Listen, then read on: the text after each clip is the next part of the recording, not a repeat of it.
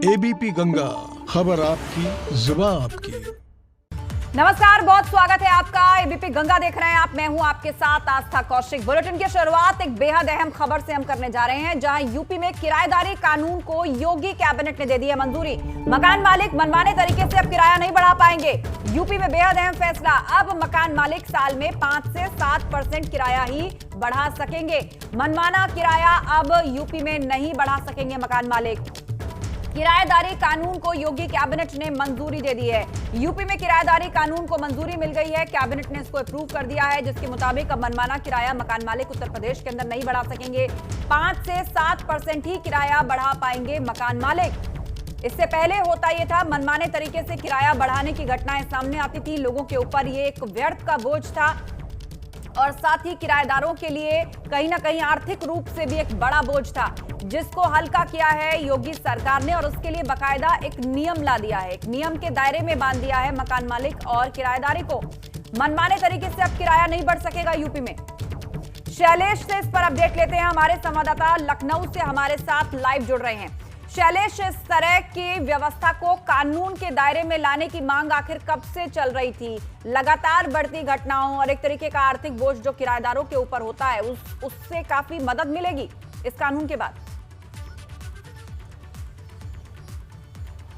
निश्चित रूप से आस्था, किराएदारों और मकान मालिकों के बीच कई बार तरह तरह के विवाद देखे गए। ऐसे केसेस की संख्या भी बढ़ती है। उसके बाद केंद्र की तरफ से पहले इस तरह का एक कानून लाया गया, अध्यादेश लाया गया और सभी राज्यों को बोला गया इसे अपनाने के लिए। जिसके बाद केंद्र के अध्यादेश को अध्ययन करने के बाद, लोगों के सुझाव लेने के बाद यूपी में अब योगी सरकार ने लागू किया है। इसको कैबिनेट बाई सर्कुलेशन से मंजूरी दी है। जो अहम बातें इसमें है, देखिए सबसे अहम कि अब जो मकान मालिक है वो साल में 5 से 7% किराया ही बढ़ा सकेंगे। अगर इससे पहले की हम बात करें तो ये आम बात थी कि 10% किराए तक साल में बढ़ाया जाता था। ये मिनिमम हम कह सकते हैं जो चलता था एक ट्रेंड, लेकिन अब ये 5 से 7% रहेगा, यानी किराएदार को एक बड़ी राहत आर्थिक रूप से। दूसरा, मकान मालिक को भी राहत दी गई है। कई बार किराएदार जो हैं वो अपने हिसाब से जहाँ रहने लगते थे उस जगह की उतनी मेंटेनेंस नहीं करते थे, अपने हिसाब से वहां पर तोड़ फोड़ करके कंस्ट्रक्शन अंदर करा लेते थे जी। इस चीज को लेकर भी ये साफ कर दिया गया है कि अगर उन्हें ऐसा कुछ भी कराना है तो पहले अनुमति लेनी पड़ेगी मकान मालिक की।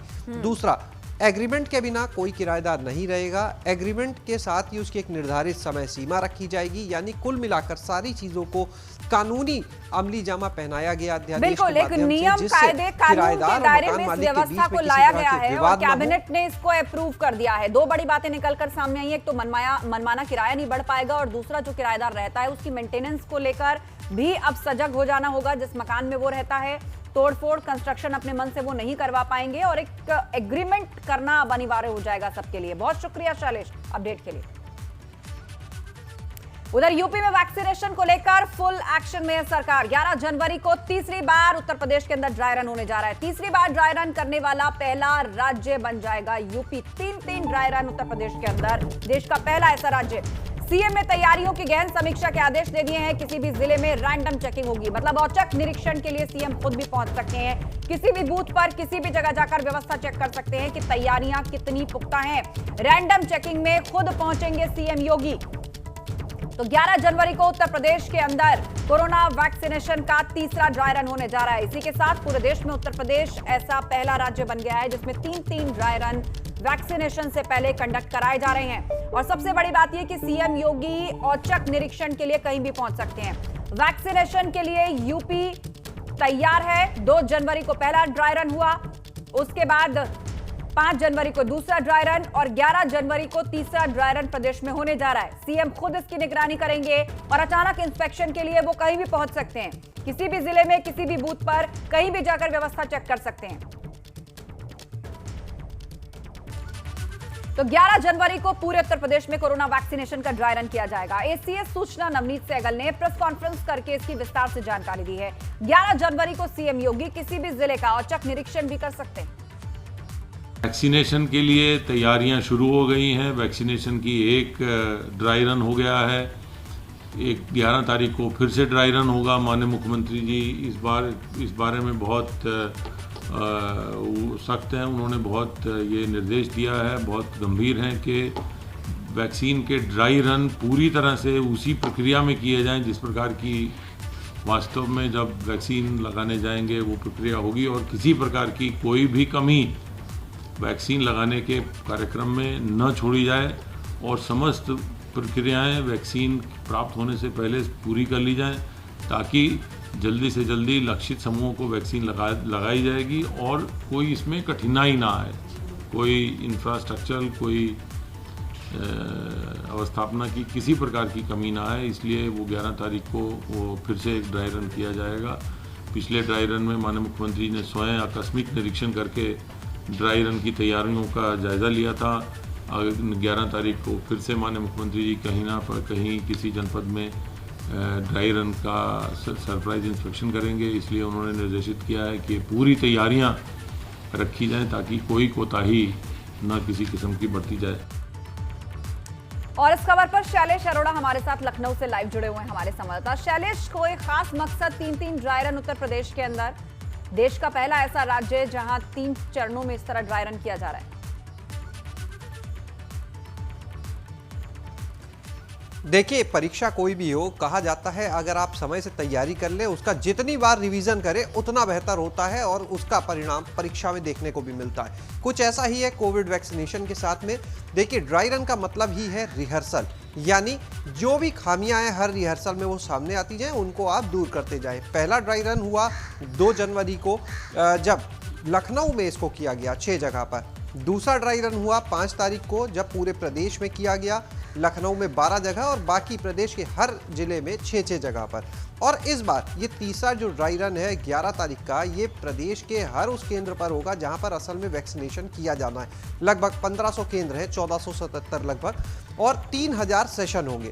तो यानी कुल मिलाकर पहले ड्राई रन में जो कमियां सामने आई, जैसे उदाहरण अगर हम लखनऊ का लेते हैं तो यहाँ पर एक जगह पर समन्वय की कमी दिखी। जब दूसरा ड्राई रन हुआ तो उस कमी को दूर किया गया।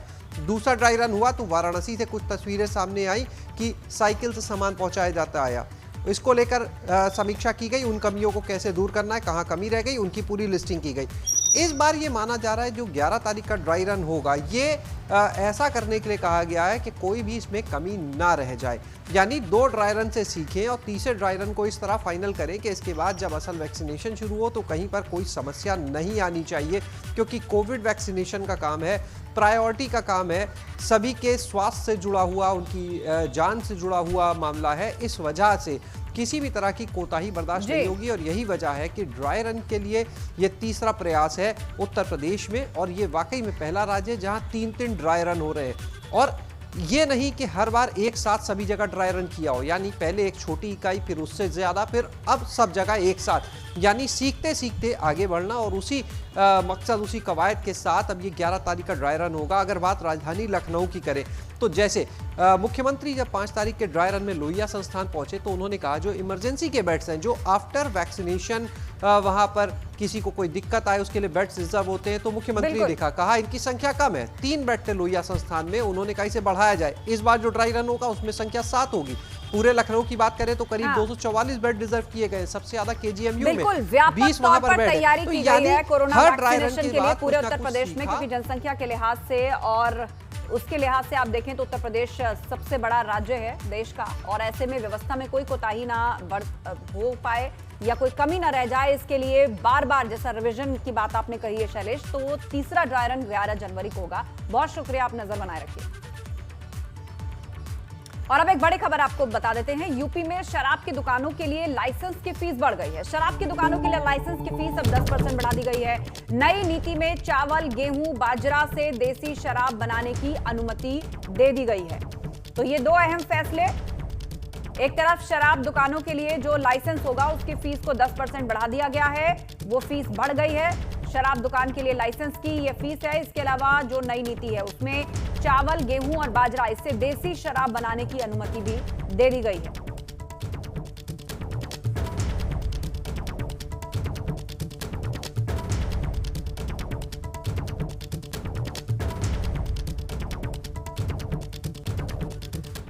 और अब बात बर्ड फ्लू की। यूपी में बर्ड फ्लू का केस मिलने पर अलर्ट है सरकार और प्रशासन अलर्ट मोड पर है। केस मिलने पर सरकार ने बड़ा फैसला किया है। पक्षियों को मारने का आदेश जारी किया गया है। यूपी के सभी चिड़ियाघरों, बर्ड सेंचुरी में यह अलर्ट जारी कर दिया गया। डॉक्टरों को विशेष सतर्कता बरतने के निर्देश दिए गए हैं। अलर्ट मोड पर यूपी का पशुपालन विभाग है। इस वक्त पशुपालन विभाग ने जिलों को एडवाइजरी जारी कर दी है। किसी भी घटना पर सीधे निदेशालय में रिपोर्ट के आदेश दिए गए हैं। तो यूपी के सभी चिड़ियाघरों, बर्ड सेंचुरीज में यह अलर्ट जारी किया गया है। बर्ड फ्लू केस मिलने पर अलर्ट हो गया है यूपी प्रशासन। सरकार और प्रशासन पूरी तरह से चौकस हैं। वाराणसी से बड़ी खबर, बर्ड फ्लू की दहशत किस तरह यहां देखी जा रही है। पिंडरा में आधा दर्जन कौवों की मौत हो गई है। कौवों की मौत की सूचना से दहशत फैल गई है। स्वास्थ्य महकमा अलर्ट पर है। कौवों की मौत का कारण फिलहाल साफ नहीं है। मौत के कारणों को जानने की कोशिश जारी है, लेकिन आधा दर्जन कौवों की मौत से हड़कंप जरूर मच गया है और यह चर्चा शुरू हो गई है कि क्या यहां भी तो बर्ड फ्लू का केस नहीं है। हालांकि अभी कुछ भी कंफर्म नहीं है, सैंपल टेस्ट के लिए भेजे जाएंगे। नितिन उपाध्याय से अपडेट लेते हैं, हमारे संवाददाता जुड़ रहे हैं। नितिन, बर्ड फ्लू की बात की जाए तो 6 राज्यों तक इसका इन्फेक्शन फैल गया है और अब यूपी में भी प्रशासन पूरी तरह से अलर्ट मोड पर है, लेकिन मामले सामने आ रहे हैं पक्षियों की मौतों के। पर अभी वाराणसी से जिस तरह हमने देखा कि आधा दर्जन कौवों की मौत हुई, लेकिन अभी यह पुष्टि नहीं है कि मौतें बर्ड फ्लू से ही हैं। देखिए ऐसा बिल्कुल, देखिए जिस तरीके से आज सुबह सुबह खबर आई है, वाराणसी के पिंडरा इलाके में आधा दर्जन कौवों की मौत हो चुकी है और उसके बाद वहां स्वास्थ्य विभाग और पशुधन विभाग वहां पहुंचा हुआ है, उनके सैंपल को भेजा जा रहा है। कुल मिला के कहा जाए उत्तर प्रदेश में भी इसको लेकर लगातार दहशत बरकरार है, लेकिन एहतियातन पूरी तरह से उत्तर प्रदेश सरकार अलर्ट है। पशुधन विभाग को मुख्यमंत्री की तरफ से पहले ही निर्देश जारी कर दिए गए हैं। जितने भी तमाम बर्ड सेंचुरी हैं, जितने भी तमाम चिड़ियाघर हैं या जहां पशुओं से जुड़ा हुआ मामला, पक्षियों से जुड़ा हुआ मामला है, ऐसे तमाम जो सेंटर्स हैं वहां विशेष तौर पर निगरानी बढ़ा दी गई है। आगरा में भी 15 रैपिड रिस्पांस टीम बनाई गई हैं। कल आगरा के कीटम पक्षी विहार में जो मुख्य पशु चिकित्सा अधिकारी हैं वासुदेव तोमर के नेतृत्व में एक अधिकारियों की टीम ने निरीक्षण किया है। दूरबीन से नज़र रखी जा रही है। इसके साथ ही अगर कोई संदिग्ध परिस्थिति में किसी पक्षी की मौत हो रही है, जैसे आगरा के पालीवाल पार्क में बाज की मौत हुई है, तो सैंपल भेजा गया है। इससे पहले भी 20 अन्य पक्षियों का सैंपल भेजे गए जो मृत पाए गए, लेकिन उनकी रिपोर्ट नेगेटिव आई है। कुल मिला के आगरा से लगता हुआ मध्य प्रदेश है, आगरा से लगता हुआ राजस्थान है, दोनों सीमावर्ती इस जिले से लगते हुए दोनों राज्य हैं, सीमावर्ती जिला है। कुल मिला के खतरा ज़्यादा आगरा पर है और इसको लेकर पूरी तरह से आगरा प्रशासन अलर्ट है। जिलाधिकारी प्रभु नारायण सिंह ने कहा है कि हम लगातार नज़र रखे हुए हैं। कुल मिला के कहा जाए उत्तर प्रदेश के अन्य शहरों से जिस तरह से अगर कहीं भी बड़े स्तर पर अगर कोई भी पक्षियों की मौत होती है तो उसके लिए बाकायदा उसके जो वायरस है, बर्ड फ्लू जिसे बोलते हैं, एवियन इन्फ्लुएंजा, इसकी जांच के लिए इसको हायर सेंटर भेजा जा रहा है, बरेली भेजा जा रहा है, भोपाल भेजा जा रहा है, या एनिमल डिजीज़ के लेवल पर बड़े स्तर पर नेशनल इंस्टीट्यूट है। तो कुल मिला के कहा जाए स्थितियां बहुत ज़्यादा पैनिकफुल बनी हुई हैं। केरल में बड़े स्तर पर बर्ड फ्लू फैला हुआ है, राजस्थान के जयपुर और झालावाड़ में फैला हुआ है, इधर मध्य प्रदेश, हिमाचल में भी, हरियाणा में कर ली गई हैं और प्रशासन की इस पर नजर है और सरकार ने भी पक्षियों को मारने का आदेश दे दिया है। अपनी तरफ से फ्री हैंड दे दिया है विभागों को कि वो अपनी कॉल ले सकते हैं कहीं भी कोई यदि ऐसा सस्पेक्ट केस नजर आता है। बहुत शुक्रिया नितिन जानकारी के लिए। उधर किसान आंदोलन का आज 45वां दिन है। सरकार के साथ 8वें दौर के संवाद में भी बात नहीं बनी। 15 जनवरी को एक बार फिर से किसानों और सरकार के बीच में बात होने जा रही है। कृषि कानूनों की वापसी की किसान इस वक्त मांग कर रहे हैं। किसानों की 2 मांगों पर सरकार ने अपनी सहमति दे दी है। कानून वापसी पर सरकार तैयार नहीं है और साफ कह चुकी है सरकार कि कानून वापस नहीं होगा।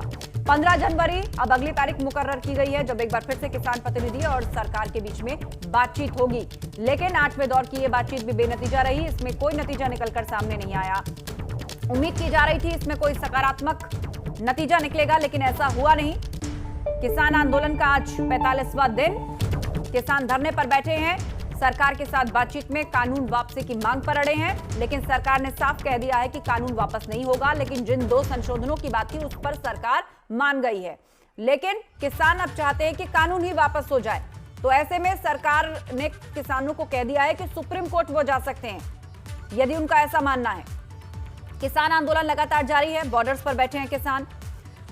शक्ति सिंह उन्हीं किसानों के बीच में से है लाइव, सीधे आपको उनके पास ले चलते हैं।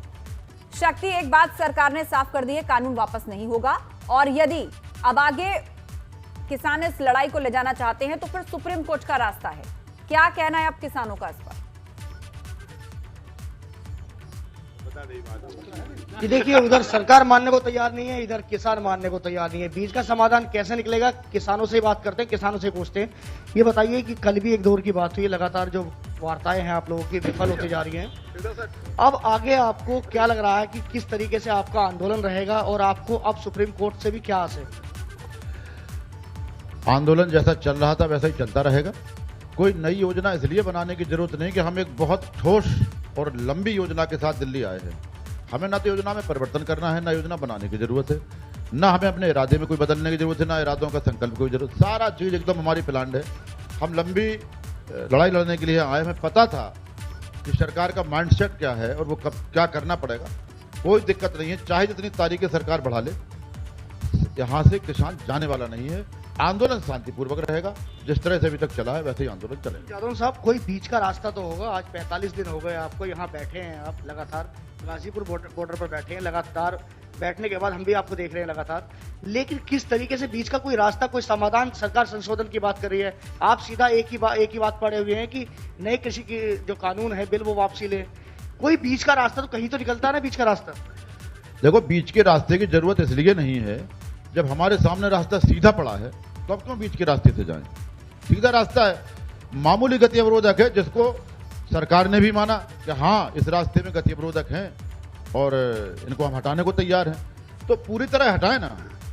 तो मतलब कुल वार्ता में क्या मिलाकर रहा? शक्ति घूम फिरकर बात वहीं आ जाती है कि पूरी तरह से हटाएं, पूरी तरह से कानून वापसी हो। ये चाह रहे हैं किसान और सरकार बिल्कुल कह चुकी है कि कानून तो वापस नहीं होगा। 2 संशोधन आपने कहे थे, उन पर हम मान गए हैं, और लेकिन इस लड़ाई को अब आगे ले जाना है तो फिर सुप्रीम कोर्ट का रास्ता है। बहुत शुक्रिया। कुल मिलाकर ये डेडलॉक की स्थिति अब भी बरकरार है। अगली खबर का रुख करते हैं। यूपी में 525 करोड़ से लगने जा रहे हैं 2 नए फूड प्रोसेसिंग यूनिट। औद्योगिक विकास विभाग ने संबंधित प्रस्ताव को मंजूरी दे दी है। अब नए उत्पाद बाजार में उतारे जाएंगे, किसानों की उपज अच्छे दाम में खरीदी जाएगी। ग्रेटर नोएडा में लुलु समूह भी फूड प्रोसेसिंग यूनिट लगाएगा। दोनों यूनिट से करीब 4000 लोगों को रोजगार मिलेगा। तो नए उत्पाद बाजार में उतारे जाएंगे, किसानों की उपज अच्छे दामों में खरीदी जाएगी। यूपी में 2 नए फूड प्रोसेसिंग यूनिट लगने जा रही हैं। रुक करते हैं अब अगली खबर का, और बात हम करने जा रहे हैं आम बजट की। 15 से 17 फरवरी के बीच बजट पेश किए जाने की संभावना है। जानकारी के मुताबिक 10 फरवरी के बाद कभी भी विधानमंडल का बजट सत्र बुलाया जा सकता है। बताया जा रहा है कि पंचायत चुनाव की वजह से बजट सत्र ज्यादा लंबा नहीं होगा। योगी सरकार के बजट से लोगों को काफी उम्मीदें हैं। उम्मीद जताई जा रही है कि बजट में एक्सप्रेसवे, एयरपोर्ट, सड़क से लेकर बिजली, जल जीवन मिशन, सिंचाई के साथ युवाओं पर ज्यादा फोकस होगा। इसके साथ किसानों के लिए सरकार की तरफ से बड़ा ऐलान किया जा सकता है। सूत्रों की माने तो सीएम योगी ने सभी विभागों के प्रधान सचिव को अपने अपने विभागों में किए गए काम का लेखा जोखा तैयार करने के निर्देश दिए।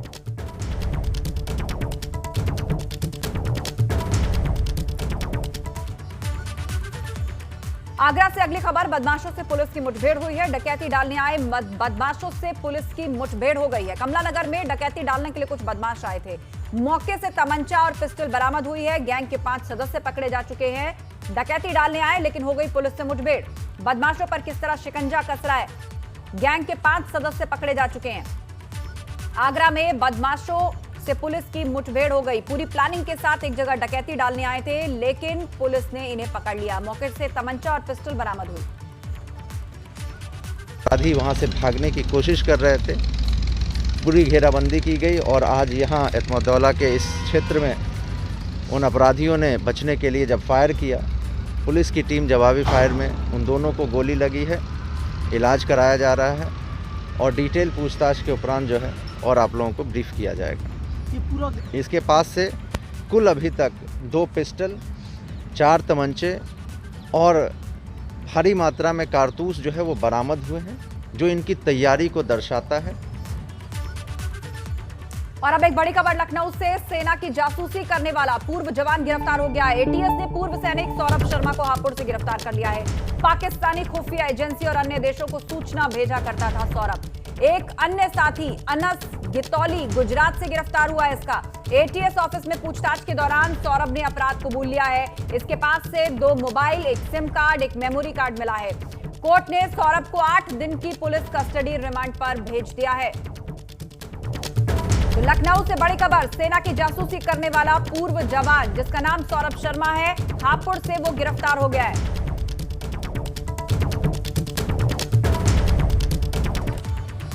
उधर मेरठ के जिला अस्पताल में बच्चा बदलने का मामला सामने आया, जिसके बाद परिजनों ने हंगामा शुरू कर दिया। यह हंगामा इतना ज्यादा हुआ कि बात डीएनए टेस्ट कराने तक पहुंच गई। दरअसल मेरठ के रोहता थाना क्षेत्र के रसूलपुर जायद निवासी शाहरुख ने पत्नी शाइना को प्रसव पीड़ा होने पर रोहता के सामुदायिक स्वास्थ्य केंद्र में भर्ती कराया, जहां उसने एक बच्चे को जन्म दिया।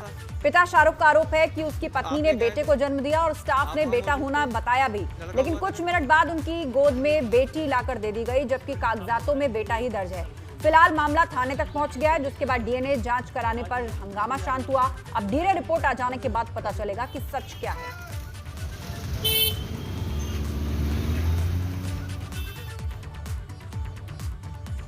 इसी के साथ इस बुलेटिन में बस इतना ही, लेकिन खबरों का सिलसिला जारी है। बने रहिए एबीपी गंगा के साथ।